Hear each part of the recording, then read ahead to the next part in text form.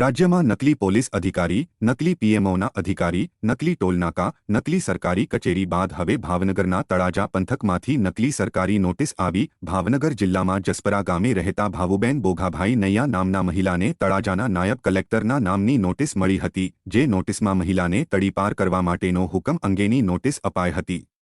જો કે આ નોટિસ અંગે શંકા જતા આ મહિલા દ્વારા સમાજના અગ્રણીઓને સાથે રાખી તળાજા નાયબ કલેક્ટર કચેરી ખાતે તપાસ કરતા તેમના દ્વારા આવી કોઈપણ પ્રકારની નોટિસ આપવામાં આવી નથી અને જે અંગે તેમણે લેખિતમાં પણ જણાવવામાં આવ્યું।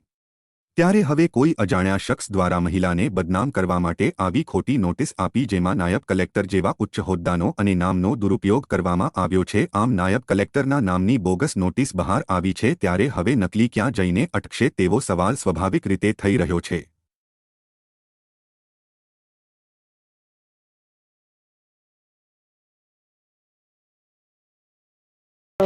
જસપરા માંડવા ભાવુબેન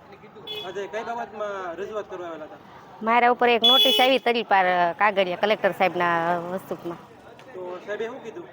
સાહેબે કીધું કે મારો આ કોઈ સહી સિક્કો કાંઈ વસ્તુ છે નહીં। એટલે નોટિસ ક્યારે આવી હતી? કાલે 10 વાગે। પછી નોટિસ આવ્યા પછી સાહેબને તમે રજૂઆત કરી તો એ કીધું હું તમને? સાહેબે એમ કીધું કે આ વસ્તુ મારું કોઈ કાંઈ છે નહીં, કે મહેનત કર્યું આ। તો કોણ લોકો હોઈ શકે તમને ખ્યાલ કદાચ ને આમાં? હવે એ તો કાંઈ ખ્યાલ નથી, પર કોઈ કદાચ ગામના હોય કે બહારના હોય ખ્યાલ નથી મને। મારું નામ સુરેશભાઈ સાંકળ, ગામ સથરા, તાલુકો મહુવા, જિલ્લો ભાવનગર। તો આજે સુરેશભાઈ કઈ બાબતમાં રજૂઆત કરવા આવેલા હતા? આજે તારીખ 1/3/2024ના રોજ આપણે તળાજા પ્રાંત અધિકારીના એક ફેક પત્ર આવેલ હતો કે ભાવુબેન નૈયાને તડીપાર કરવામાં આવેલા છે। તો એના અનુસંધાને આજે અમે પ્રાંત અધિકારીને મળવા આવ્યા હતા કે સાહેબ આ તમારા નામનો પત્ર આવેલો છે, તો આ ખરેખર સત્ય છે કે નહીં તેની પૂછપરછ કરવા માટે આવેલા। તો સાહેબે તમને શું જવાબ આપ્યો?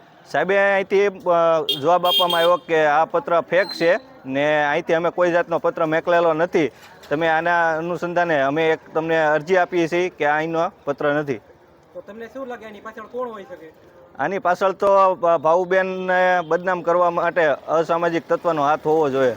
તો આવનારા સમયમાં તમે શું પગલાં ભરવાના રહેશો? આની ઉપર ફરિયાદ પણ કરવાના છીએ ને આવતા સમયમાં જરૂર પડશે તો આંદોલન પણ કરશું। તમારો પરિચય? ગામ જસપરા, ભરતભાઈ લવજીભાઈ કુડેસા। આજે કઈ બાબતમાં રજૂઆત કરવા આવેલા હતા? રજૂઆતમાં એવું હતું કે ભાવુબેનને આ એક કાગળિયું આવ્યું તડીપારનું, એટલે એ બાબતે આવ્યા હતા। તો કોને તમે મળ્યા અત્યારમાં હાલમાં ને સાહેબે તમને શું કીધું? એટલે નાયક સાહેબને મળ્યા, એટલે એમ કીધું કે આ વસ્તુ નથી અમારું। ત્યાંથી તમને કઈ નકલ કે આપી? હા, નકલ આપીશ।